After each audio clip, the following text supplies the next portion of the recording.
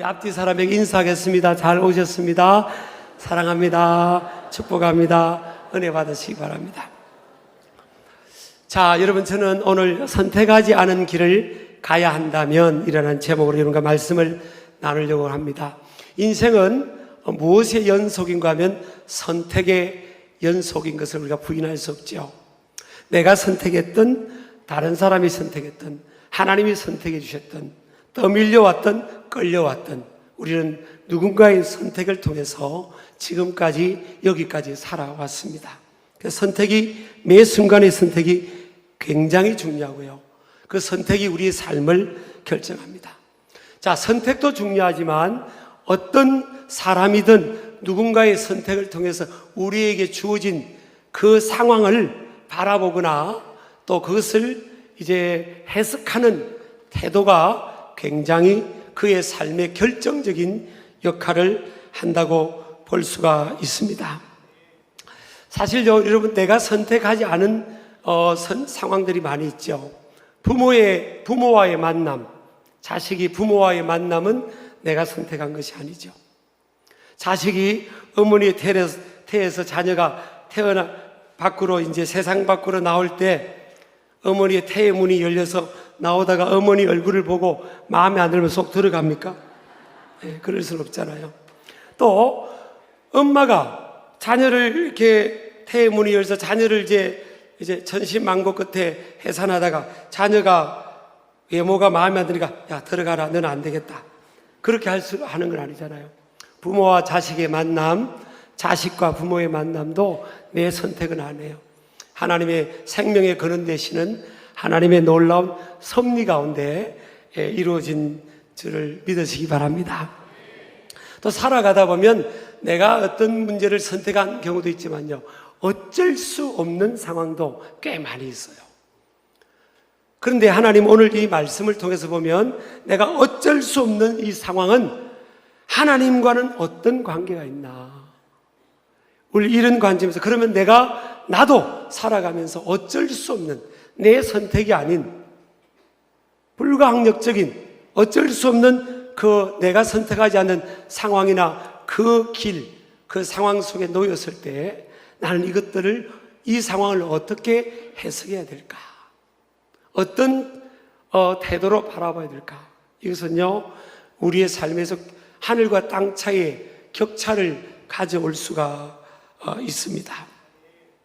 오늘 우리 여러분과 함께 사회자님과 읽었던 이 사무엘상 말씀은 사무엘 선지자를 통해 사실은 우리에게 주신 말씀이에요. 근데 이 사무엘 선지자는 사실은 위대한 선지자였습니다. 왕이 될 사람에게 기름을 부어서 사무엘 선지자가 하나님의 음성을 듣고 그에게 기름을 부으면 그가 왕이 되는 거예요. 사무엘 선지자가 어느 동네를 방문하면 그 동네 사람들이 벌벌벌 영적으로 떨 정도였어요. 하나님의 영권이 함께하고 나라와 민족을 영적 권위로 다스리던 그런 대단한 빛이 11세기에 활약했던 하나님의 사람이었습니다. 근데 그가 태어난 출신 배경과 그 당시의 환경을 오늘 보여주고 있는데요, 그의 어머니가 누구였는가 하면 한나라는 여인이 있습니다. 이 한나라는 여인은 사실은 기구한 여인이에요. 엘가나라는 남자와 결혼을 했는데 이 남편과 사이에 아이가 태어나지 않는 거예요. 요즘은 아이를 스스로 안 낳기도 하고요, 아이 없이 살아가는 가정도 꽤 많고, 또 누군가가 아이가 없다고 해서 그렇게 부정적으로 바라보지도 않는 그런 사회적 시선이, 성숙된 시선이 있지만 지금으로부터 약 2100여 년 전에는요, 그렇지가 않았어요. 3100여 년 전에는 그렇지가 않았어요. 고대 원시적 농경문화 사회였기 때문에 모든 것이 사람의 직접적인 인력으로 움직이는 시대였습니다. 그러니까 집에 아이가 없으면 일이 돌아가지가 않아요. 그러니까 그 당시에 어떤 여인이 결혼을 하고 아이를 못 낳는다면 사람들의 시선이 굉장히 부정적으로 바라보는 그런 때였습니다. 그래서 그 당시의 관습과 문화를 따라서 이 엘가나라는 남자가 둘째 부인을 이렇게 데려옵니다. 데려와서 이제 둘째 부인 사이에서 아이를 이제 출산을 하게 되는데, 또 오늘 설교에 제가 은혜를 받고 남자들이 둘째 부인을 데려오지 마시길 바랍니다. 근데 아니 참 이게 인생이요 참 아이러니하고 인생이 참 풀리지 않는 수수께끼와 같은 일들이 많아요. 믿음 좋은 한나는 어떻게 된 판인지 엘가나라는 남편 사이에 아이가 안 생기는데, 둘째 부인 버니나는 믿음이 별로 좋지 않은데요, 오자마자 아이를 쑥쑥 낳는 거예요. 그런데다가 이 둘째 부인 버니나라는 여자입니다. 이 여자가 한나라는 첫째 부인에게 계속 괴롭힙니다. 말로 괴롭혀요. 여러분, 인생을 살면서 우리가 어려움을 겪을 때가 많잖아요. 그 어려움이 가장 우리를 힘들게 하는 이 상황들을 가만히 보세요. 사람이요, 사람. 사람이 주는 고통이 제일 큰 거예요. 다른 것들은요, 사람으로부터 받는 고통에 비하면 다른 고통은 경한 고통입니다. 사람이 말로서 행위로서 살아가는 인생길에 사람에게 고통을 주는 경우들이 많아요. 왜냐하면 사람이요, 악한 사람들이 많아요. 사람들의 이 내면이, 이 심성이에요, 죄성이, 죄성. 자기 중심성이 있고, 욕심이 있고, 개인주의 성향이 있고, 타락한 본성이 있어서 사람이 사람을 괴롭히는 거예요. 그 최초의 가정에서부터 이미 형제가 형제를 죽이는 그런 살인이 일어나지 않습니까? 그럼 사람이 사람을 믿을 수 없는 존재, 사람은 믿을 수가 없는 존재예요. 자, 우리 옆 사람에게 한번 인사합시다. 저를 믿으시다가는 큰 코 다칠 수 있습니다. 사람은 성경에 보니까 이 두 건 하나님의 말씀에 보니까요, 사람을 믿어라, 사람을 신뢰하라, 이런 구절이 이 성경에 한 구절도 없어요. 사람을 사랑해라, 사람을 용서하라, 이런 구절은 있는데 사람을 신뢰하라, 사람을 의지하라 라는 구절이 없어요. 성경에는요, 하나님만 사랑하고 하나님을 의지하라는 구절밖에 없어요. 그래서 이 한나라는 여인이, 둘째 부인이 들어와서 자기 주제를 파악을 못하는 거죠. 그럼 사람은요, 주제 파악 못합니다. 저도요, 참 배신도 많이 겪어봤어요. 제가 맨날 웃고 다니니까 배신 안 당해본 것 같죠. 배신도 많이 겪었어요. 그냥 장학금 대줬던 친구가 아이들이 이유 없이 배신하는 경우도 봤어요. 한 번도 우리가 안 쓰던 이불을 우리 부부가 아이 기숙사 생활하는데 이불 없다고 해서 내주는데 이유 없이 우리를 배반하더라고요. 이유가 없는 거예요. 그래서 머리 덜 난 짐승은요, 믿지 말라는 말도 있어요.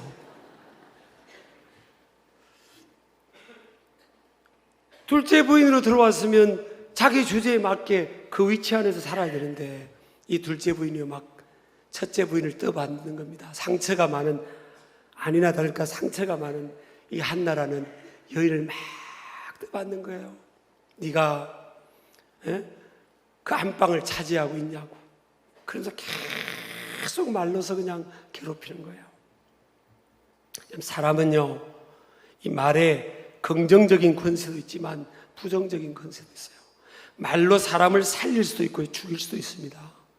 하나님께서 말씀으로 천지 만물을 창조하신 것처럼요, 인간의 이 말로 사람을 살릴 수도 있어요. 우리 신길 가족들, 하나님 백성들은 이 말로 따라서 사람을 살리자. 살리는 말을 해야 돼요. 살리는 말. 그래서 나를 만나는 사람이 내 입에 나오는 말을 듣고 그냥 살아나야 되는 거예요. 막 위로를 받고 힘을 얻고 해야지, 나 만나는 사람을 다 죽여놓으면 안 됩니다. 그건요, 그 마귀의 도구밖에 안 되는 거예요. 이 버니난 여인이 한나를 말로 계속 죽이는 겁니다. 사람이요, 그렇게 강한 존재가 아니에요. 사람은 여러분 꼭 이 종이와 같아요. 종이. 사람의 마음은 종이와 같아요. 이거는 그냥 찢으면 잘 찢어지는 거예요. 여러분, 상대방이 강하다고 생각하지 말고 자신이 강하다고 생각하지 마세요. 사람은 뭐와 같다고요? 종이와 같아요. 잘 찢어져요. 그러니까 여러분, 우리가 살아가면서 나는 마음이 종이같이 약한고 위로만 받고 싶은데 나는 상대방에게 말을 툭툭 마음대로 생각 없이 내뱉으면 안 된다는 거예요. 아주 배우자에게도요, 섬세하게 부드럽게 다 해야 됩니다. 여보, 사랑해요. 그리고 밥을 하나 차려와도요, 고맙다고 표현해야죠. 왜 고맙다고 나누고 밥을 그냥 드시냐고. 그냥. 저는 지금까지 이제 6년 차라 결혼 생활 하는데 제가 사실은 잘해주는 게 없어요. 저는 뭐 우리 아내가 목회한다고 청소도 못하게 하고 뭐 다른 거 아무것도 욕을 안 해요. 요즘은 딱 가끔 욕하는 게 있어요. 무거운 쓰레기 봉지에서 막 도저히 손목이 힘들다고 해서 그거 가끔 일주일에 한 번 들어주는 것밖에 안 해요. 이거 완전히 낙제점 남편입니다. 나는요, 요리도 한 번 해준 기억이 없어요. 나는 김치찌개도 못 끓이고 된장찌개도 못 끓여요. 나는 우리 아내가 나보다 오래 살아야 돼요. 나는 완전 생존이 안 돼, 생존이. 완전히 30몇 년째 딱 그렇게 돼버렸어요, 그렇게. 근데 제가 안 쫓겨나는 이유가 있어요. 그냥 제가 밥을 차려면 너무 감격스럽게 표현을 합니다. 그냥, 여보, 왜 이렇게 맛있는, 와, 세계적인 요리사의 당신. 그리고 맛있게 남기지 않고요, 맛있게 감사하면서 먹습니다. 우리 남자분들이요, 그것만 해도 안 쫓겨납니다. 그 다음 반찬이 달라져요. 사람이 약합니다. 그래서 이 한나, 믿음 좋은 한나도요, 견디지를 못하는 겁니다. 그래서 어디를 달려갑니까? 믿음 있는 사람은요, 내가 믿음 있는지 없는지를 한번 점검해 보세요. 믿음 있는 사람은 고통이 주어지면요, 하나님 찾아요. 하나님 앞으로 오는 겁니다. 평상시에는 믿음이 밋밋한 것 같은데 고통이 주어지면, 견딜 수 있는 상황이 주어지면 하나님을 찾아요. 그 사람은 믿음이 있는 사람이에요. 한나가 믿음 있는 여인이니까 하나님 앞에 나와서 펑펑 울면서, 괴로우니까 견딜 수 없이 하나님 앞에 울면서 기도하는 겁니다. 여러분, 너무 힘들면요, 하나님 앞에 나와서 우시길 바랍니다. 이 다윗의 기도를 보면 When I cry out to the Lord, He answered my prayer. 이게 굉장히 반복적으로 나와 있습니다. 다윗은 하나님 앞에 cry out to the Lord, 하나님 앞에 울었다는 거예요. 아니, 왕이 채통이 어깨 시리고 왜 신하들 보는 앞에, 또 사람들 보는 앞에 우냐고. 다윗은요, 하나님 앞에 많이 우는 사람이에요. 하나님 앞에 많이 우는 사람은요, 사람 앞에, 세상 앞에서 기쁘게 삽니다. 눈물을 흘리며 씨를 뿌려야 기쁨으로 그 단을 거두게 된 줄 믿으시기 바랍니다. 그래서 우니까 울면서 하나님 앞에 기도합니다. 하나님, 나에게 아들을 주시면, 믿음 있는 거예요. 생명의 근원은 하나님이시라는 믿음이고요, 불가능을 가능케 하신 분도 하나님이시라는 걸 믿는 거예요. 하나님, 나에게 아들을 주시면 이 아들을 하나님께 나실린으로 하나님 전에 하나님께 드리고 바치겠습니다. 그렇게 한 거예요. 서원 기도를 한 거죠. 그래서 그 서원 기도를 하나님이 듣고 기적적으로 하나님께서 이 한나에게 아들을 주신 거예요. 그 아들이 사무엘입니다. 근데 여러분, 들어갈 때와 나올 때 사람 마음은요, 잘 같지를 않아요. 근데 한나는 하나님 앞에 서운한 것, 이 서운이요, 하나님과 자신밖에는 몰라요. 하나님과 자신밖에는 모릅니다. 그런데 이 서운을 하나님이 받으시고 하나님께서 아들을 주시니까 아들을 젖을 때까지 키웠다가 엘리 대제사장이 있는 그 성전에 황소, 수소 3마리와 함께 아들을 맡겨버립니다. 젖대자마자 맡겨버려요. 아들이 둘이 있는 것도 아니고요.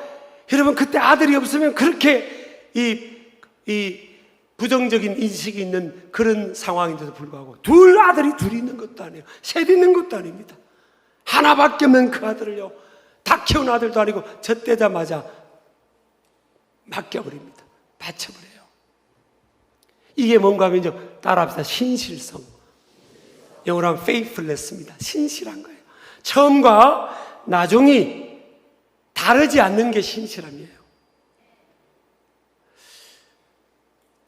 제가 이번 주에 이제 우리 재정부의 보고를 받았는데, 우리 원로 목사님 그 아드님 두 분이 이제 목회자 길을 가는 두 아드님이 있는데, 둘째 아드님이 미국에서 애틀란타에 부목사님을 하고 계세요. 근데 헌금을 많이, 건축 헌금을 보내왔다는 거예요. 그래서 뭐 액수가 많은 액수라서 부교육자가 뭐 돈이 있어요. 겨우겨우 살아가는데, 그래서 액수가 꽤 많아서, 그래서 원로 목사님께 전화드렸죠. 아니 목사님, 이게 왜 저기 둘째 아드님 목사님 이렇게 헌금을 이렇게 많이 보내옵니까? 이랬더니 우리 교회 건축할 때 건축 헌금을 작정을 했다는 거예요. 서운했다는 거예요. 근데 겨우겨우 이제 신학교 다니고 뭐 여유가 없으니까 다녔다가 미국에서 매일 기도하는데 계속 그게 건축 헌금 작정한 게 생각이 나더라는 거예요. 그래서 싹 모아가지고 헌금을 보내왔다는 겁니다. 하나님 신실한 분들은요, 하나님께서 앞길을 열어주시고 축복하실 줄을 믿습니다. 이게 쉬운 게 아니에요, 여러분. 내 귀한 것을 맡기고 내가 말한 대로 하는 게 쉬운 게 아니에요. 제가 목기 30년 전에, 4, 5년 전이었어요. 그때 전도사 때였습니다.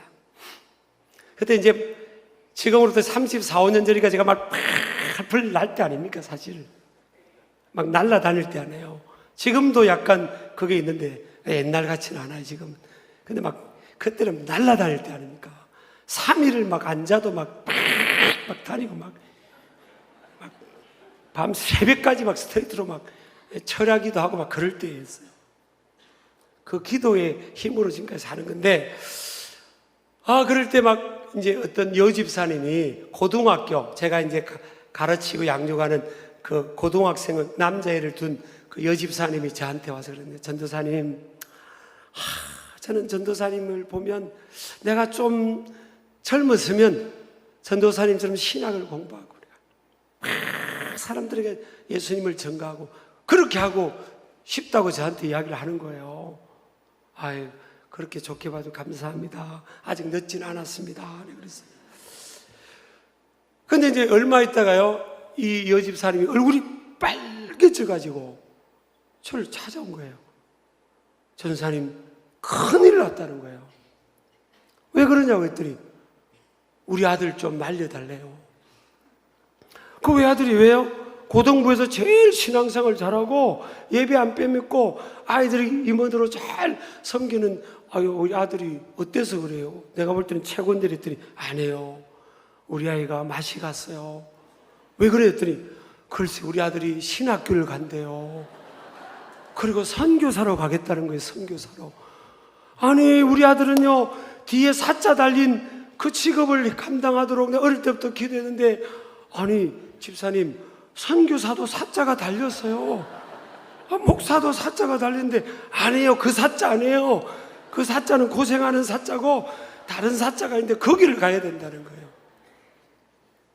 제가 그래서 사람들이 제 앞에서 뭘 말하면 제가 병이 아니었어요. 다 못 믿는 병이 있어요.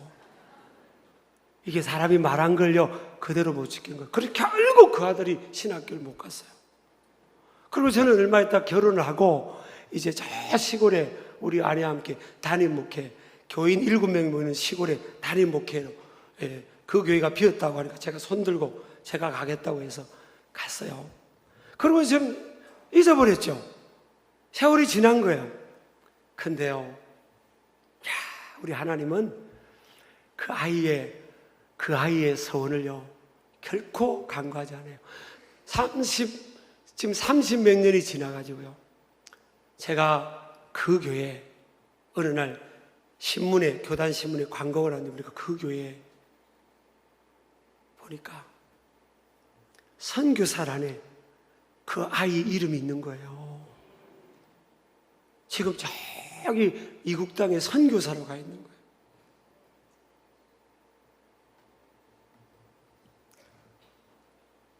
한나가 신실하니까 하나밖에 없는 이 아들을 하나님과 자신 속에서 딱 말한 그 말을 듣고 그대로 행하는 겁니다. 그랬더니 하나님께서요 아들 셋, 딸 둘을 주시는 거예요. 우리는요 많으면 뭐든 여유가 있고 많아야 하나님을 위하고 어려운 이웃을 위해서 섬기고 그렇게 한다고 생각하는데, 신앙의 위인들을 보면 그렇지 않아요. 없는 중에 딱 하나, 그걸 우리에게 보여주신 분이 하나님이시잖아요. 하나님은 only begotten 선이에요. 독생자, 하나밖에 없는 아들 예수님을 죄인된 저와 여러분과 온 우주 만물의 영혼들을 구원하기 위해서 하나밖에 없는 그 아들, 둘도 안 해요. 하나밖에 없는 그 아들을 내어주신 거라고요. 그러니까 하나님이 그 아들을 축복합니다. 그래서 위대한 하나님의 영적 지도자가 되고요, 다윗이 왕이 될 때 이 사무엘 선지자가 기름을 붓습니다. 하나님이 너를 왕으로 세운다고. 이런 은혜가 임하게 된 줄을 믿으시기 바랍니다. 오늘 우리 방문한 하워드 대학교도 보니까 대통령님들이 대통령 되면 막 거기 하버드 대학교 목사님을 불러가지고 예배하는 것을 제가 팍스 같은 뉴스에서 본 적이 있어요. 아주 영적인 명문 학교죠. 자, 사무엘 보세요. 사무엘은요 태어나기도 태어났지만 젖을 떼자마자 엄마 아빠를 인식할 그 시점에 엄마 아빠 입을 해버립니다. 엄마의 믿음으로, 야 사무엘아, 너는 성전에서 자라야 돼. 네가 태어나기 전에 내가 기도했고, 내가 기도해서 너는 하나님께 드려줘야 돼. 너는 하나님의 성전에서 자라야 돼. 이 젖대자마자 이 아이는 하나님의 성전에서 자라야 됩니다. 근데 자라면서 소년이 되고 청소년이 되고 젊은이가 될 때 얼마든지 도망갈 수 있어요. 근데 엄마를 통해 너는 이 바운드리, 성전에서 엘리라는 대제사장을 도우면서 이곳에 있어야 하는 거야 하니까 엄마가 선택한 그 상황 때문에 그는 성전에서 있습니다. 청소년이 되면 얼마나 놀고 싶고 얼마나 아이들끼리 어울리고 싶어도요 도망갈 수 있습니다. 청소년 되면 다 도망갈 수 있고요, 엄마 아빠가 1년에 명절 절기 때문에 몇 번 그 성전에 올라올 때에는 마음껏 나갈 수 있어요. 그런데 그렇게 하지 않아요. 제가 스코틀랜드의 에딘버러에 갔더니 지붕 없는 그런 무덤, 감옥이 있잖아요. 그리고 1m 20, 30밖에 안 되는 높이가. 근데 예수님 믿는 것 때문에 그 사람들이, 그 많은 신실한 크리스찬들이 그 감옥에 갇혀 있어요. 근데 예수님 부인하거나 그 신앙의 절개를 꺾으면 도망갈 수 있게 해놓은 거예요. 아무도 도망을 가지 않는 겁니다. 거기서 다 비바람 맞고 굶어가면서 죽는 거예요.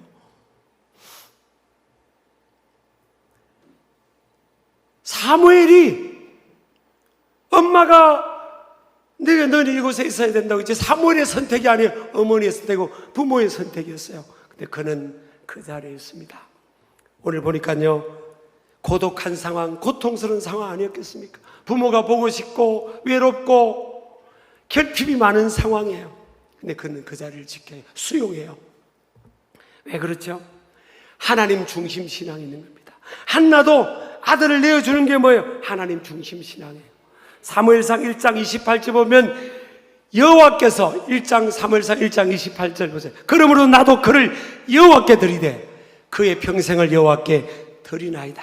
1장 27절에 보면요, 이 아이를 위하여 내가 기도하였더니 내가 구하여 기도한 바를 여호와께서 내게 허락하신지라. 하나님이 주신 아들이라는 거예요. 그러니까 28절 나도 주님께 이 아이를 드립니다. 하나님 중심 신앙이잖아요.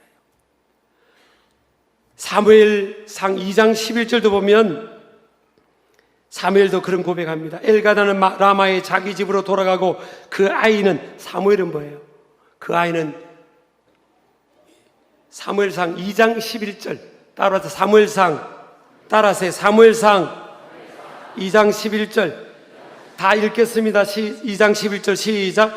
엘가나는 라마의 자기 집으로 돌아가고 그 아이는 제사장 엘리 앞에서 뭐하다고? 여호와를 섬긴다. 이게 중요합니다. 그 아이는, 엘리라는 제사장은요, 나이가 많고 영적으로 우둔한 제사장이었습니다. 그럼에도 불구하고 그는 뭐예요? 엘리 앞에서 여호와를 섬긴 거예요. 대단한 제사장 앞에서 섬긴 게 아닙니다. 여러분, 우리가 잘 아셔야 됩니다. 하나님을 섬긴다는 게요, 사람 앞에서요. 하나님을 섬긴다는 게 내 눈에 볼 때는 부족한 배우자 앞에서, 부족한 부모님 앞에서, 부족한 자녀들과 함께, 형제들과 함께, 세상을 살아갈 때는 뭐예요? 부족한 사장님 앞에서, 부족한 부장님 앞에서 하나님을 섬기는 거예요. 신앙과 우리 삶이 별개가 아니에요, 사실은. 아멘 하시기 바랍니다. 부족한 목회자 앞에서 신앙생활하고요, 부족한 우리의 리더들 앞에서 같이 주님을 섬기는 거예요. 사무엘이요, 그걸 한 겁니다. 내가 하나님 앞에 크게 쓰임받을 사람인데 저렇게 엘리처럼 나이도 많고 비둔하고 영적으로 하나님 음성을 듣지 못하는 저 사람 앞에서 내가 이렇게 내 젊음을 다 보내야 되냐, 이런 생각을 안 했어요. 따라서 하나님은 높일 자를 높이시고 낮출 자를 낮추시다. 하나님이 다 하신다는 거예요.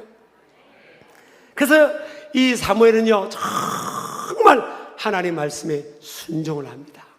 그리고 엘리의 말에 순종해요. 엘리가 부르면요, 네 하고 갑니다. 밤늦게 자고 있다가 음성이 들려요. 사무엘아, 사무엘아. 하나님이 부르는 음성인데 이 사무엘은 엘리 대제사장이 부르는 음성인 줄 알았어요. 3번이나 그럽니다. 사무엘아, 사무엘. 자고 있다가 사무엘아 하면 벌떡 일어나요. 그리고 가서, 제사장님 부르셨어요? 아니, 내가 너 안 불렀는데. 부르셨는데 알겠습니다 하고 딱 합니다. 또 푹 자고 있는데 젊을 때 잠이 얼마나 많이 올 때입니까? 사무엘아, 사무엘아. 네 하고 또 엘리 대제사장 앞에 뛰어갑니다. 제사장님 저 부르셨어요? 아니, 안 불렀지. 그런가요? 혹시 하나님이 너를 부르는지 모른다. 또 하나님이 너를 부르면 그때는 네 하나님 내가 여기 있습니다, 말씀해 주세요, 그렇게 응답해라는 겁니다. 3번이나 하나님 음성이 들린대요. 사무엘이요, 귀찮아하지 않습니다. 여러분, 예를 들어 보세요. 밤에 자고 있는 여러분 아들한테 밤 11시, 12시, 1시에 자고 있는데 아무개야, 길동아 하면 아이가 네 하고 일어나요? 진짜. 밤 11시가 있는데 여러분 회사 부장이나 사장님이 이들이 지금 급한 일이 있어 회사 비상이야 빨리 와 하면 네 하고 갑니까? 태도가 달라요, 여러분. 사무엘은. 한번 우리 해봅시다. 네, 시작. 내일 새벽에 나오세요 하면 진짜 목사님은 지금 우리가 어떻게 생활하는지를 모르고.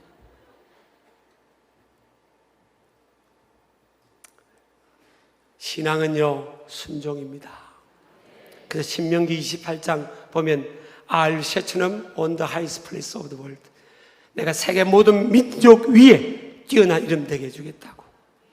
하나님이 그렇게 땅 한 평 없는 이스라엘 백성들에게, 애굽에 종살이하고 겨우 탈출한 그들에게 엄청난 약속을 합니다. 내가 너를 세계 모든 민족 위에 뛰어나게 해주겠다. 조건이 뭐예요? 오늘 내게 명령하는 그의 모든 명령을 지켜야 합니다. Obey and I'll bless your life. 순종 복종이에요. 하나님의 아들 예수님이 이 땅에 죽기까지 복종하심으로 모든 이름 위에 뛰어난 이름으로 우리 하나님이 높여주신 줄을 믿으시기 바랍니다. 그래서 요한복음 3장 36절 보면 아들을 믿는 자에게는 영생이 있고 아들에게 순종하지 않는 자는 영생을 보지 못하고 도리어 하나님의 진노가 그 위에 머물러 있느니라. 그래서 믿음은 뭐예요? 믿음 이퀄 순종입니다. 불신앙 이퀄 불순종이에요. 신앙이라는 건 뭐냐? 믿음이에요. 부모님께 순종, 영적 지도자에게 순종, 사회에 내게 둔 멘토에게 순종, 리더에게 순종, 하나님의 말씀 앞에 순종하는 거예요. 제가 순종을 말할 때 아멘이 안 나올 것 같아서요, 순종이 돼요. 여러분 아멘 하시기 바랍니다. 자, 오늘 주신 말씀 이제 요약합니다. 따라합시다. 위대한 축복은 순종으로부터 주어진다. 자신이 선택하지 않은 길이나 상황이 최선의 길일 수 있다. 사무엘은 그랬잖아요. 자, 그 다음 읽습니다. 불편한 진실의 상황을 통해 하나님을 향한 믿음의 고백과 위대한 복의 주인공이 될 기회를 누릴 수 있다. 자, 그 다음 마지막 다 읽습니다. 시작. 결핍의 상황은 하나님께로부터 채우심의 상황을 경험하는 기회이다. 우리 아멘 하시기 바랍니다. 아멘. 그래서 빌립보서 4장 19절 제가 평생 붙들고 왔고요, 정말 신학교 때 매일 붙들었던 말씀이에요. 나의 하나님이 그리스도 예수 안에서 영광 가운데 그 풍성한 대로 너희 모든 쓸 것을 채우시라. 왜 사무엘이 하나님께서 은혜를 많이 받았을까요?